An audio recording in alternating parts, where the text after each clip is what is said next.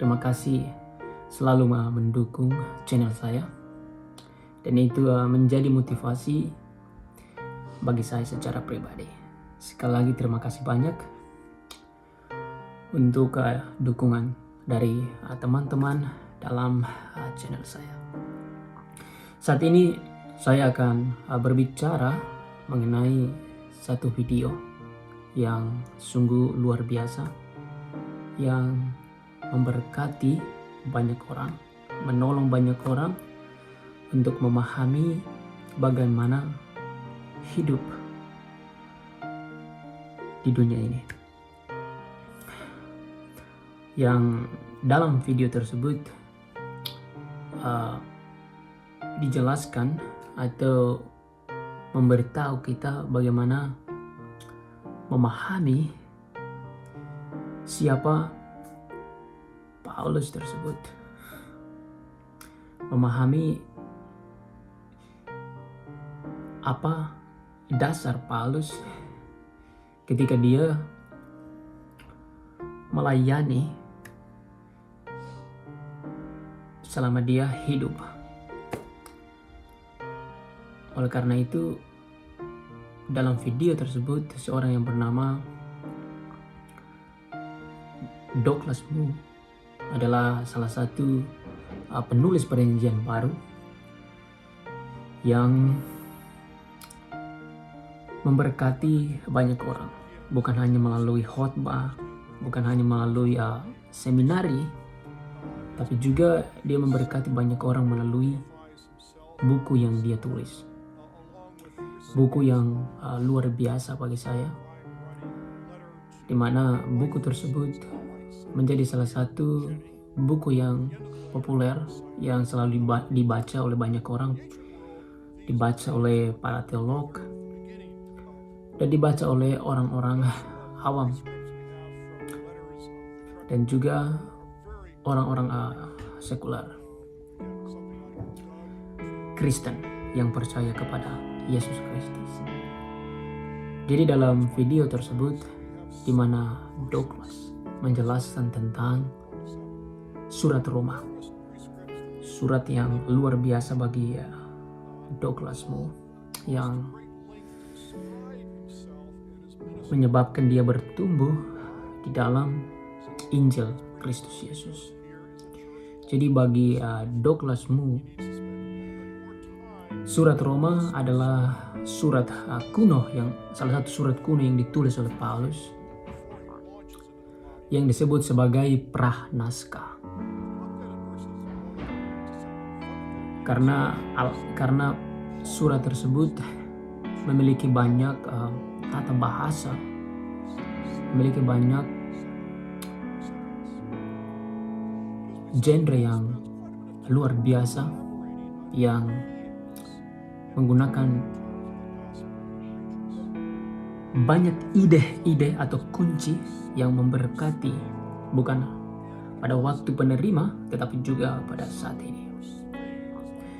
Jadi ketika Douglas meneliti surat Roma, nampaknya dia menemukan banyak sekali ide, bahkan kata-kata kunci di sana, di mana dalam dunia kuno sebenarnya orang-orang Yahudi tidak pernah menulis surat sangat panjang. Tapi sebenarnya mereka menulis surat dengan singkat.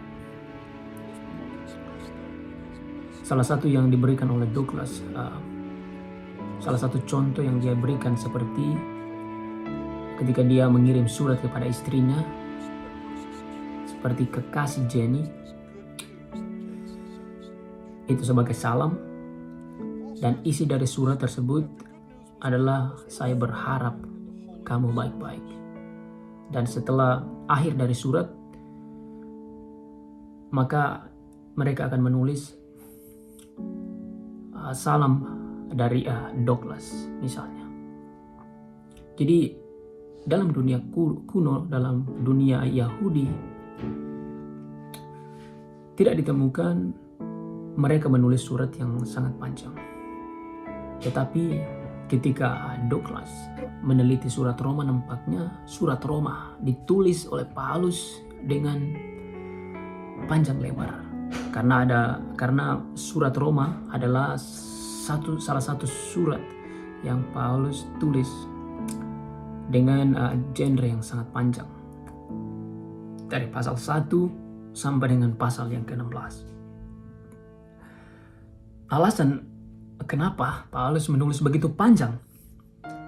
Karena salah satu alasan mengapa Paulus menulis surat tersebut, karena nampaknya Paulus tidak pernah mengunjungi jemaat Roma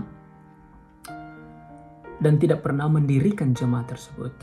Oleh karena itu, Paulus mengambil banyak waktu untuk mendemonstrasikan dan menggambarkan dirinya sebagai hamba Allah. Dan bukan hanya itu saja, Paulus juga ingin menjelaskan kepada penerima surat mengenai apa tujuan mengapa dia menulis surat tersebut. Oleh karena itu, Douglas Moo menjelaskan, meskipun tidak secara keseluruhan dia menjelaskan pasal 1 sampai pasal yang ke-16, tetapi dia berfokus dulu dalam video tersebut, dia berfokus dalam pasal 1 sampai dengan ayat 7. Di mana Douglas menjelaskan hal tersebut dengan statement yang luar biasa, yang memberkati, memberi motivasi, dan bagi saya itu sungguh-sungguh memberkati.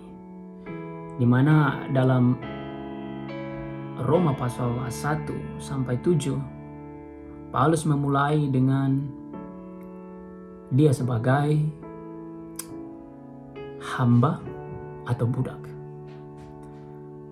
Dan kata hamba atau budak ditemukan dalam Perjanjian Lama. Dan biasanya dalam dunia Yahudi kuno, biasanya kata hamba menjadi penghormatan tertinggi kepada Allah. Misalnya Musa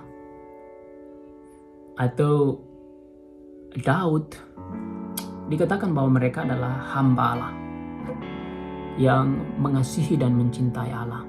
Dan sekarang kata hamba tersebut ditemukan juga dalam diri Paulus. Paulus menjelaskan bahwa dia adalah hamba, bahkan budak dari Yesus Kristus.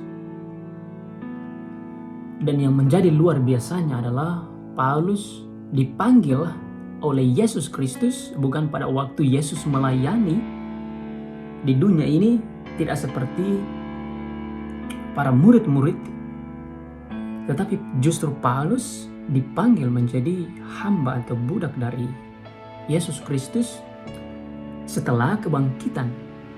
Itu berarti hamba yang Paulus atau budak dialamatkan kepada Paulus mengangkat janji pengharapan yang sangat luar biasa, di mana bagi Paulus jabatan sebagai rasul atau bahkan sebagai budak atau hamba menjadi nilai yang tertinggi.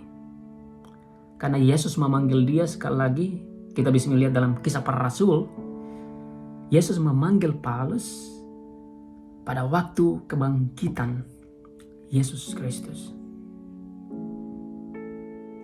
Oleh karena itu Paulus ketika dia percaya kepada Yesus Kristus, dia tidak memandang ke belakang, dia tidak mengarahkan pandangannya untuk memandang dirinya ke belakang, tetapi dia berfokus untuk mengejar apa yang menjadi tugasnya. Karena bagi Paulus,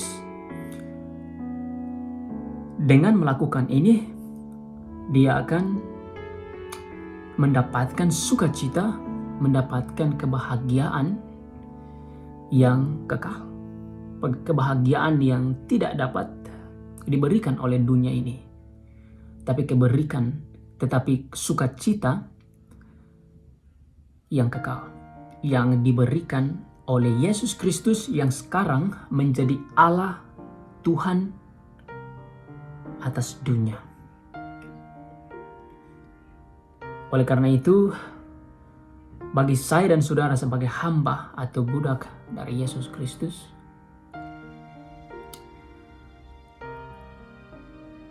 adalah dorongan Paulus untuk tetap setia, bersabar, dan tetap melayani, karena hamba bukan berarti saudara adalah sampah, atau bukan berarti saudara tidak berharga, tetapi justru hamba yang disampaikan atau didemonstrasikan oleh Paulus mengangkat derajat tersebut, mengangkat nilai, karena hamba yang Paulus terima ketika Yesus bangkit dan memperlihatkan kemuliaan surga kepada Paulus.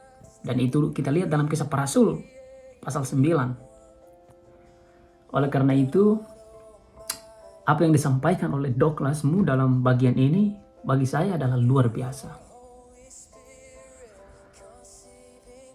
Dan kemudian dalam ayat 2 sampai ayat yang keempat, Paulus berbicara tentang dia mendemonstrasikan Injilnya,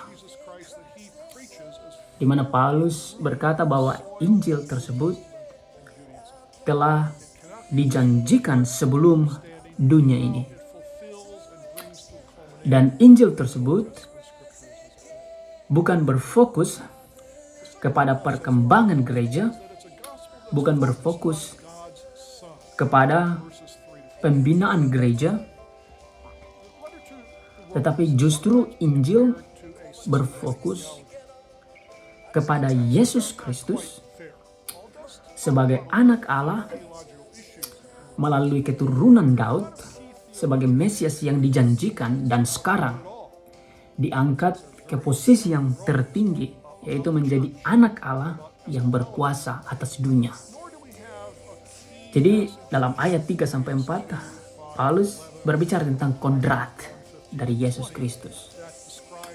Kodrat manusia dan kodrat ilahi, karena dijelaskan bahwa Yesus adalah keturunan Daud, adalah janji Mesias. Dan kemudian dalam ayat yang keempat Paulus menjelaskan Yesus sekarang menjadi anak Allah yang berkuasa, yang telah bangkit dari kematian, memberikan pengharapan kepada seluruh dunia. Oleh karena itu, dalam surat Roma, inti dari pemberitaan Paulus hanya satu, yaitu Yesus Kristus yang memberikan keselamatan, memberikan pengharapan yang pasti kepada semua dunia. Dan bukan hanya di situ saja Paulus menyatakan bahwa Paulus menjelaskan bahwa dia dipanggil oleh Allah, yang dijelaskan dalam Kisah Para Rasul bahwa dia dipanggil untuk memberitakan kabar baik atau Injil kepada dunia orang-orang non-Yahudi. Tetapi meskipun Paulus dipanggil untuk menyampaikan kabar baik kepada orang-orang non-Yahudi, Paulus juga nampaknya tidak terlepas perhatiannya kepada orang Yahudi. Karena bagi Paulus, semua orang tidak ada perbedaan di dalam Yesus Kristus. Semuanya sama, baik dia Yahudi, orang Yahudi maupun orang non-Yahudi atau Gentile. Jadi ketika Douglas menjelaskan hal tersebut, dia berkata bahwa Paulus justru membuka jalan atau memberikan ide atau kunci yang luar biasa kepada dunia orang Yahudi dan dunia non-Yahudi, bahwa fokus dari hidup ini bukanlah kesibukan kita dari apa yang kita lakukan atau apa yang kita kerjakan. Justru fokus kita di dunia ini adalah Yesus Kristus sebagai anak Allah yang berkuasa, yang telah mengalahkan kematian, dan sekarang duduk di sebelah kanan Allah dan berjanji akan kembali untuk memulihkan dan akan membaharui dunia ini. Jadi kehidupan ini bagi Paulus, dalam hal ini disampaikan oleh Douglas Moo dalam video tersebut, adalah fokus untuk kita hidup adalah Yesus Kristus sebagai Allah yang berkuasa. Dan bahkan kita menemukan di sana bahwa dalam ayat 2 sampai ayat yang keempat menemukan bagaimana Paulus menjelaskan tentang ketaatan dan iman. Jadi dalam bahasa Yunani, kata tersebut adalah memiliki dua kata benda yang disebut sebagai genitive contraction. Artinya dua kata tidak sama maknanya, tetapi dua kata yang berbeda, tetapi tujuannya sama. Karena ada banyak para teolog menafsirkan ketaatan dan iman itu adalah kata yang sama. Sehingga ketika mereka menerjemahkan kata tersebut, mereka tidak mampu menjelaskan, karena seperti Paulus berbicara dalam pasal 10 ayat 14, ada waktu Paulus berkata ketaatan terhadap Injil. Jadi Paulus hanya menggunakan satu kata, tidak menggunakan iman di sana. Itu sebabnya ketika kita menerjemahkan kedua kata ini dengan kata yang sama, maka kita akan kehilangan apa maksud Paulus. Dan kita tidak akan mendapatkan maknanya, karena dalam bahasa Yunani sekali lagi memiliki dua kata benda yang disebut sebagai genitive contraction. Jadi Douglas mengutip seorang yang bernama Karl Barth memberikan gambaran tentang kedua kata ini.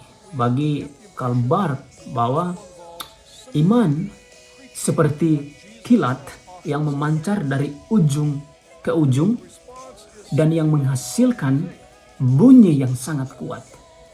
Jadi iman seperti kilat yang memancar dari ujung ke ujung dan menghasilkan ketaatan untuk didengar banyak orang. Jadi iman digambarkan sebagai guntur atau kilat, dan hasil dari bunyi tersebut adalah ketaatan. Jadi iman menghasilkan ketaatan di dalam Yesus Kristus. Jadi iman yang Paulus miliki yang menghasilkan ketaatan seperti dua sisi mata uang yang tidak memiliki perbedaan. Sama. Oleh karena itu, dalam ayat yang ketiga sampai ayat yang keempat, Paulus membahas tentang bagaimana iman tersebut menghasilkan ketaatan. Dan kemudian dalam ayat 5 sampai ayat yang ke-7, kita menemukan di mana Paulus berbicara tentang kasih karunia bagi semua orang. Paulus berkata, kasih karunia tersebut diberikan oleh Yesus Kristus yang sekarang menjadi anak Allah yang berkuasa atas dunia, menjadikan dia sebagai hambanya untuk berfokus kepada pemberitaan Injil, supaya semua orang yang ada di dunia ini yang tidak memiliki pengharapan, yang tidak memiliki jaminan hidup, mereka juga dapat menikmati kasih karunia itu. Karena Paulus berbicara bahwa kasih karunia bukan hanya kepada orang Yahudi, tetapi juga kasih karunia kepada orang non-Yahudi. Artinya, kasih karunia tidak memandang betapa buruknya orang tersebut. Atau kasih karunia tidak memandang fisik, bahwa dia adalah orang yang, misalnya orang yang buta, tidak layak menerima kasih karunia. Paulus tidak berbicara seperti itu, tapi justru kasih karunia tersebut tidak memandang derajat, tidak memandang fisik. Tetapi kasih karunia justru diberikan oleh Allah dengan kasih secara total. Dan kasih karunia tersebut menjadi pemberitaan Paulus yang didemonstrasikan melalui Injil, karena Paulus berkata bahwa Injil adalah kekuatan Allah yang menyelamatkan dalam ayat 16-17. Jadi bagi Paulus, Yesus Kristus adalah kekuatan dari Injil tersebut yang harus disampaikan kepada seluruh dunia. Karena itu, jika saya dan saudara adalah orang yang percaya, yang telah mengaku Yesus sebagai Tuhan dan Juru Selamat, arahkanlah hidup saudara seperti Paulus mengarahkan dan memposisikan dirinya ketika ia memandang Yesus yang telah bangkit dari kematian. Dia tidak memandang ke belakang, tetapi justru dia memandang ke depan dan dia mengembangkan dan dia bertumbuh dalam panggilannya. Karena itu, ketika saudara dipanggil oleh Yesus Kristus, dan kita melihat Roma pasal 1 dan ayat 1 sampai ayat yang ke-7, Paulus sebenarnya memberikan kita alasan yang sangat baik.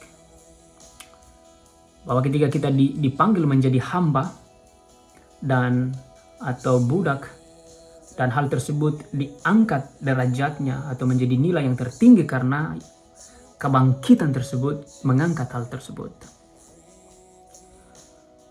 Paulus berkata bahwa dalam hidup kita, fokus kita hanyalah Kristus yang harus didemonstrasikan dengan berita Injil. Tahukah saudara, ada banyak orang di dunia ini tanpa kita sadari. Setiap detik, setiap jam, ada banyak orang yang meninggal tanpa pengharapan. Ketika mereka meninggal dan kemudian ada orang berkata dan memposting di Facebook atau di Instagram, bahkan berdebat, di mana ada banyak orang berkata bahwa misalnya salah satu alasan yang sangat selalu digunakan bahwa kami sayang, tetapi Allah yang lebih sayang kepada orang tersebut. Jadi ketika saya membaca statement tersebut, itu adalah statement yang sangat lucu, yang keliru sebenarnya. Karena bagi saya tidak ada makna atau kekuatan teologis yang ditemukan dalam statement tersebut. Karena kita seperti berpikir bahwa Allah begitu jahat. Karena saudara berpikir bahwa Allah mencintai mereka sehingga Allah membiarkan mereka mati. Justru Allah mencintai manusia seperti yang Paulus jelaskan dalam Roma 1 ayat 1-7 bahwa Allah mengasihi seluruh dunia.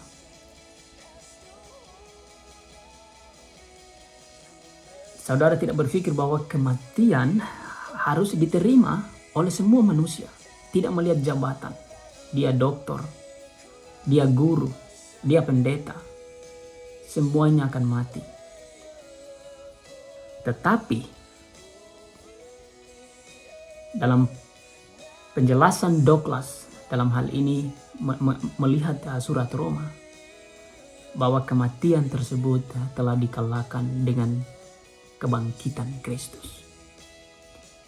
Jadi ketika kita menemukan orang-orang seperti itu memberikan statement, ada baiknya saudara memberikan penjelasan kepada mereka. Dan memandang surat Roma, tetapi juga memandang surat-surat Paulus yang lain.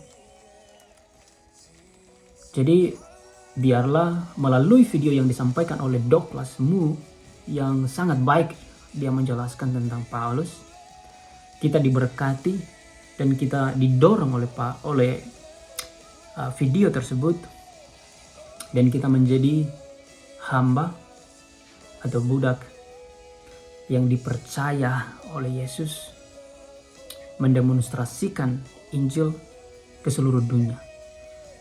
Jangan hanya berdiam dalam zona yang nyaman. Carilah tantangan yang baru. Pikirkanlah orang yang tidak mengalami atau yang tidak memiliki pengharapan. Pikirkan mereka, beritakan mereka tentang Injil, supaya mereka juga akan menikmati kasih karunia seperti saudara. Saya di sini bekerja di Publix, dan saya bukan hanya bekerja di situ, tetapi saya juga berbicara tentang Yesus Kristus, karena ada orang dari Arab, dia Muslim, dan saya berbicara kepada dia tentang Yesus Kristus. Dan juga ada orang orang Jews yang tidak percaya tentang perjanjian baru. Saya menjelaskan itu kepada dia. Dan juga ada teman-teman yang lain yang tidak, dia orang Kristen tetapi dia tidak sepenuhnya orang Kristen. Saya menjelaskan itu, bahwa saya datang di tempat ini bukan yang dipikirkan orang bahwa saya akan menjadi orang yang luar biasa, tidak. Justru ketika saya datang di sini justru menjadi tantangan tersendiri bagi saya. Mengapa? Karena saya harus belajar budaya, belajar bahasa yang berbeda, dan juga berbicara dengan pribadi yang berbeda. Oleh karena itu, bagi saya, Allah telah membuka jalan. Allah telah merencanakan semuanya ini dalam hidup saya. Sehingga orang bernama seperti seorang penginjil yang bernama Billy Graham berkata bahwa dunia ini bukanlah rumah kita, tetapi dunia ini adalah sebuah perjalanan yang panjang. Saudara selama saudara hidup di dunia ini, saudara akan melakukan perjalanan yang panjang. Perjalanan menyampaikan Injil, atau perjalanan yang berpengalaman dengan tantangan-tantangan yang baru. Tetapi surga adalah rumah kita yang sejati. Karena itu yang disampaikan oleh Allah menjadi pengharapan bagi banyak orang. Biarlah melalui video yang disampaikan oleh Douglas Moo dan melalui tanggapan saya memberkati saudara. Dan saya mohon jangan lupa subscribe, like dan komen, dan kemudian share kepada semua orang. Tuhan memberkati saudara. Sampai jumpa di video-video yang berikutnya. Salam dari saya dan keluarga saya di sini. Tuhan memberkati saudara.